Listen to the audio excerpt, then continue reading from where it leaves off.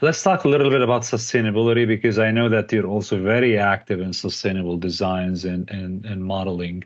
What are the major factors or elements that are shaping the new designs coming up every day? What are these developers looking at? What's on their mind? What's their priority list? Is Well, sustainability anywhere there? Unfortunately, the developers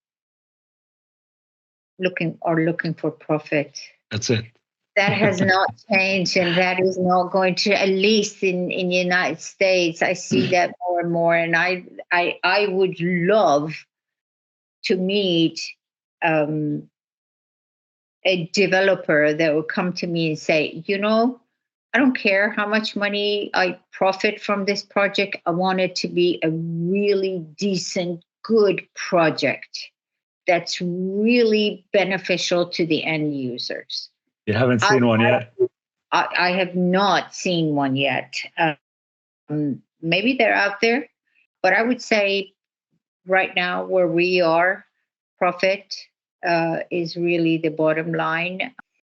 Sustainability is very simple.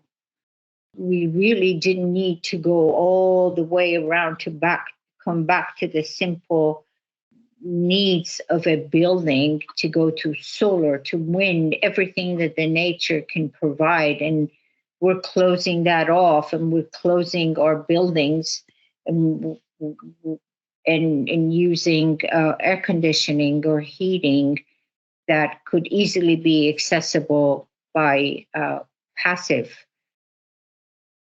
means.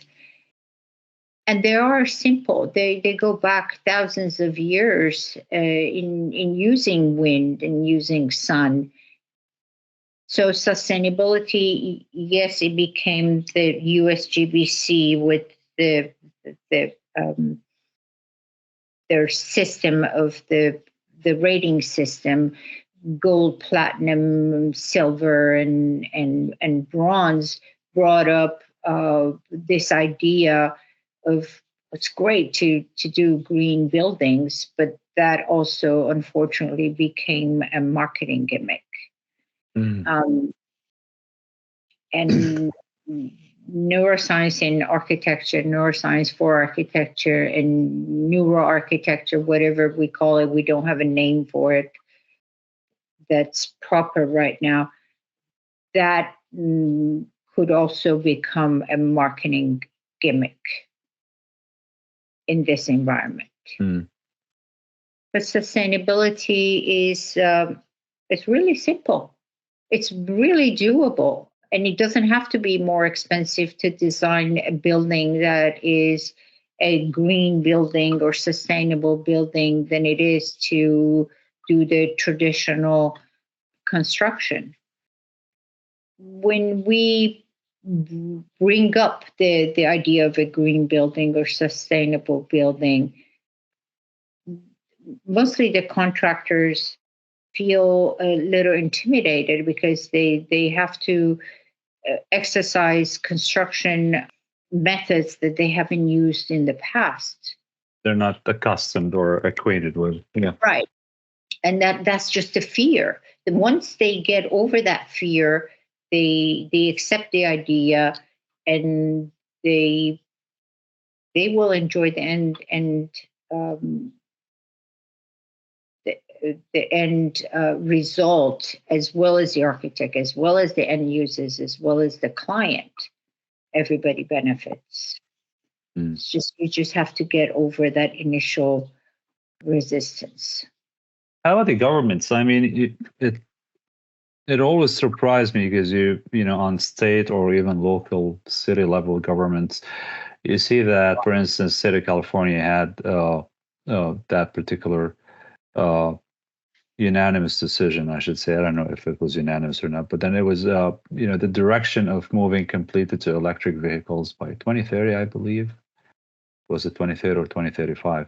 But then at the same time, while they're having this legislation and pushing everyone to go in that direction, you still see that the government buildings and government vehicles are still operated as usual, with absolutely no consideration of sustainability or even electric. I mean, police cars are still gas, petrol cars. And they leave their cars, leave their engines on. Well, they go forever. I mean, they leave the engine on. They have nothing to worry about. He leaves the engine on right. for 2 hours, and they go and Yeah. have their coffee and The donuts. donuts.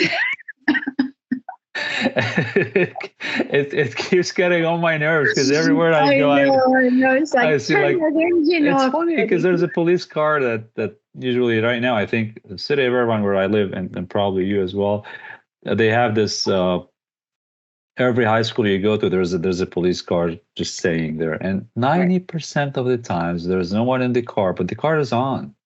Yes. And it makes me wonder what kind of hypocrisy we're living in, right? Where we're pushing and asking, and as you said, it's a marketing gimmick. We're pushing and asking people and marketizing ourselves as governors and leaders who are pretty much driving in that sustainable future direction.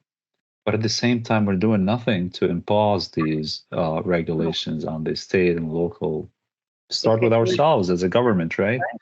Do you feel that? Right. Do you see it with your interactions Absolutely. with your all the time? Absolutely. Yes. Yes.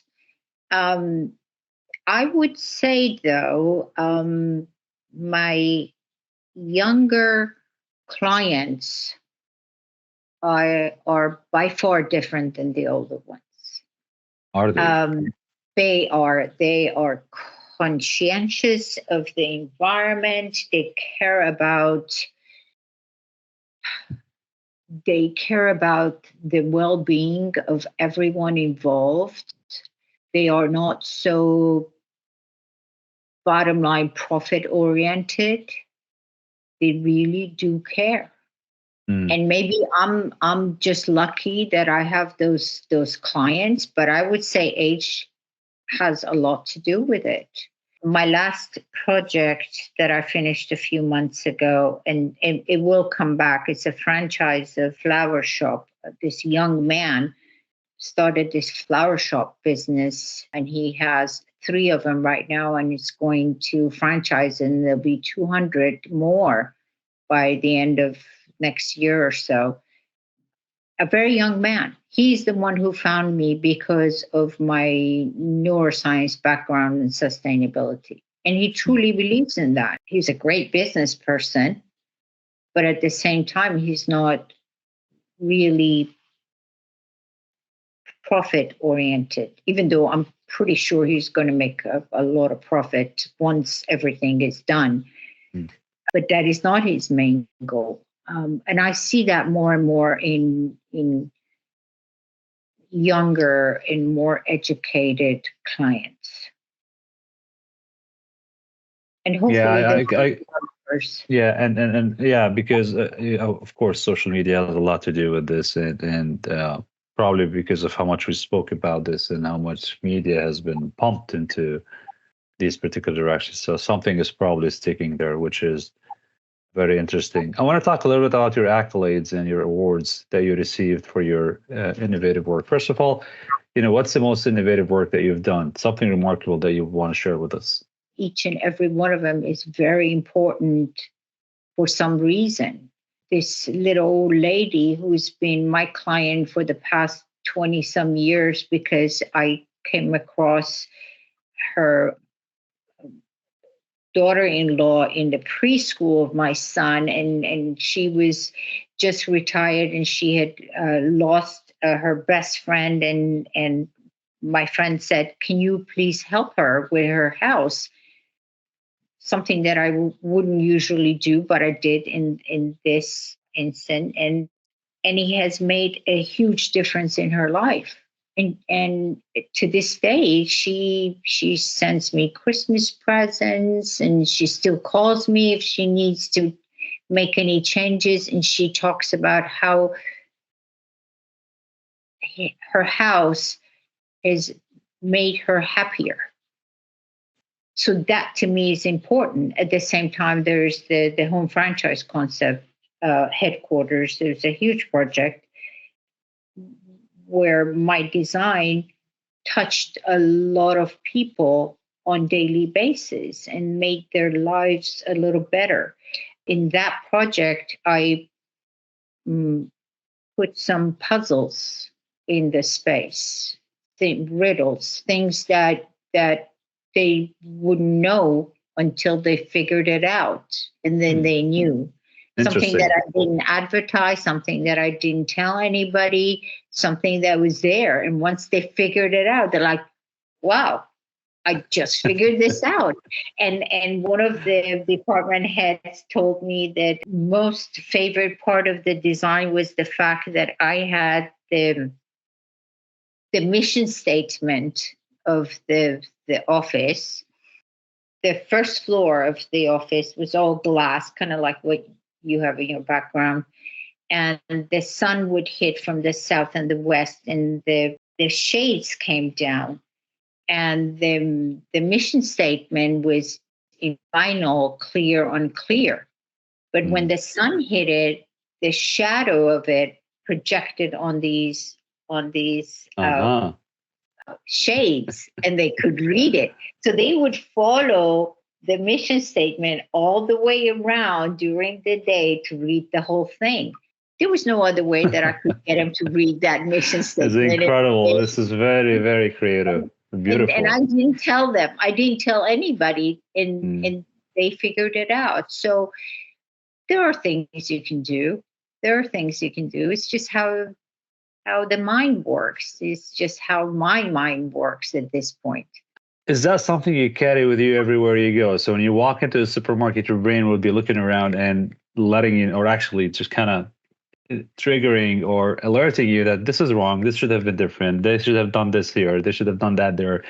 Doesn't that kind of tire you everywhere you go? You're immediately inspecting. It really does. It's and I always thought everybody was like that. That I see things and I can't. I'm one of those people who, when I need to relax or sleep, I need to have an eye mask. I need to be in one of those pods that's all dark to completely relax. Otherwise, whatever I see, if it's out of order, if it's not right, I will keep looking at it and I will try to fix it. So yes. I can imagine. I have a similar problem, but different dynamic, which is the experience itself. From a sales marketing perspective, I walk into businesses, into places, and my brain immediately starts focusing on what are the imperfections with the overall experience. What did they get right? What was wrong, right? And how could they become better and change and spin up and all that stuff? It could be annoying. Yes. It could be, and this leads me it's to also an exercise. It's like, right. But that's actually a good point. Maybe that's what keeps our brains working all the time, which is something good, that we want the brains to keep being challenged and working and thinking of solutions all the time. Yes, we think of solutions, but at some point when you can't implement the solutions, you become frustrated, right? It does. Like, I need to walk out of here, or I need to sit at a different table, or it fires back. It happens all the time. I know what you're talking about. It's it could be. Do you think the future? How excited are you about the future? What do you think the future brings for you and for the industry in general? I am very optimistic. I go to these workshops every year. They're called New Boundaries. And we have people from all around the world that are in the design profession, architects and neuroscientists, where we come together and there's this think tank that we work on different projects. We take a project and we get into different teams and we come up with solutions, and then we present the different solutions at the end. We discuss them, we talk about them. We learn from them, and we have speakers who come from all around the world. It is, and I have to tell you, we are, United States, we're really far behind everyone else in the world. Oh, are we? We really are. It may be better. It's better in the last decade or so. Again, for marketing purposes, a lot of companies, architectural companies, decided to, bring in neuroscience into their design process, really not understanding what they're doing, but it's a good gimmick for them. But truly understand it, a lot of universities are welcoming it, they're exercising it, and the new architects are passionate about it. Who's ahead, Fariba? What countries or markets can you think of are far ahead with their designs and developments and deployments? I mean, we're hearing of crazy projects in other places of the world. You mean in terms of neuroscience? In terms of a new approach in architecture in general, like a new direction they're taking, considering maybe neuroscience, maybe not, but considering sustainability, neuroscience, functionality, people behavior, social aspects, we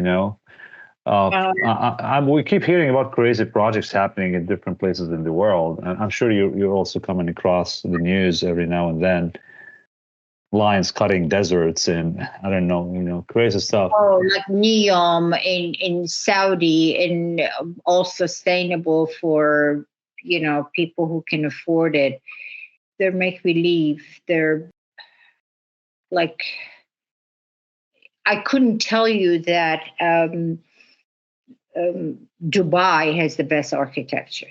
That I don't believe in that type of architecture. I would argue that we have the Dubai type of architecture, and then we have what comes out of Italy.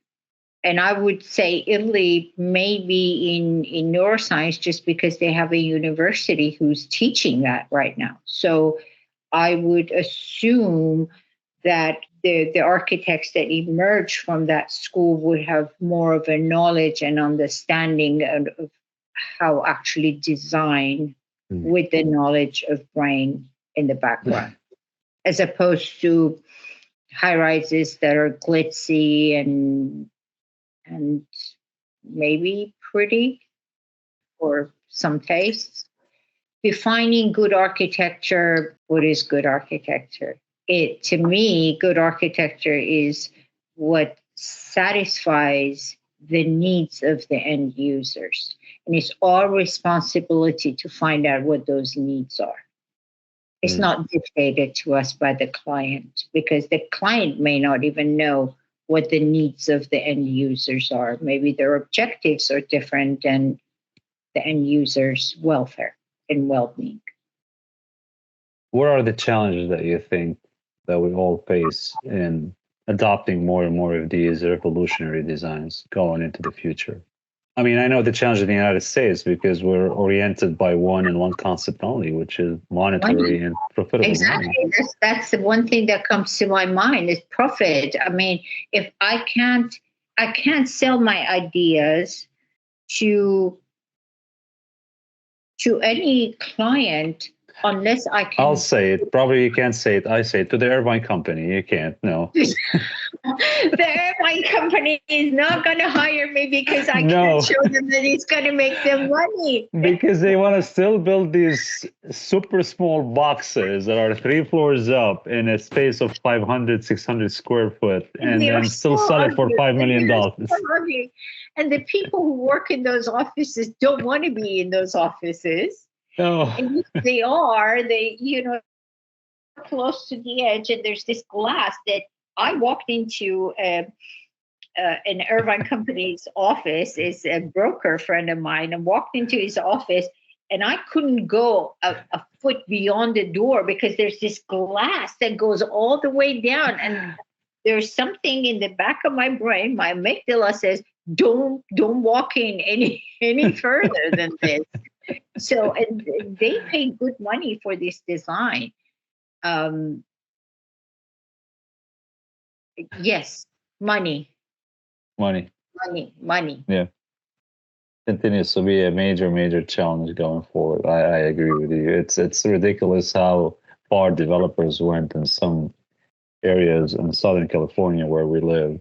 Been to areas where I saw houses being built. It's incredible. How could people live in these houses? 3-story house with an area that really does not is not larger than 700, 800 square foot. I mean, you have an 800 square foot lot, and then the building 3 houses. The latest of which I've seen is Lake Forest. I accidentally went into that neighborhood and I was looking around, new homes, new houses, and I was looking around. Like, it's impossible that people are living, or they're trying to sell this kind of small boxes that are built on top of each other. And we are in the United States. We're not short of land. As a matter of fact, more than 80%, 90% of the United States land is empty, right? And then they're $1 million houses, $2-3 million each. And, well, see, I would argue the fact that I would rather go up vertically in a house than horizontally. I would argue the fact that if you live in a vertical house, it's better for your brain than it is if you live in a vast open. You think that's the angle that the developers looked at when they developed these small houses? No, they just had a space and they wanted to. Now the question is it one occupant? Is it one family who lives in the? Yeah, it's one family. It's one family that goes up and down. Yeah, it's one family. Yeah. I'm actually personally all for that. I like vertical spaces. I prefer vertical spaces than horizontal spaces. I also think it's the footprints. The smaller the footprint is, the better off we are for preserving open land. But they're not giving you any open land. They're sticking one next to the other. They're not. Absolutely. No. They're just going up and up. Exactly. And up. Yes. It's just like... That is wrong. We need the green spaces. It's like tombstones, right next to each other. Right. Unfortunately, it's a bad analogy, but that's the reality. No, green spaces. When I say vertical, go vertically, but leave space for green space.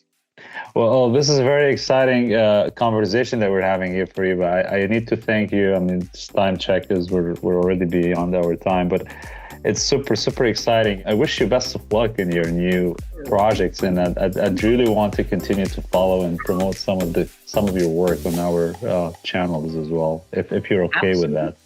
Let's see how far I get on that book, and maybe the answer will be really simple. Oh, would love to, whenever you have the book out, to come back and talk about the book. That would be really fantastic.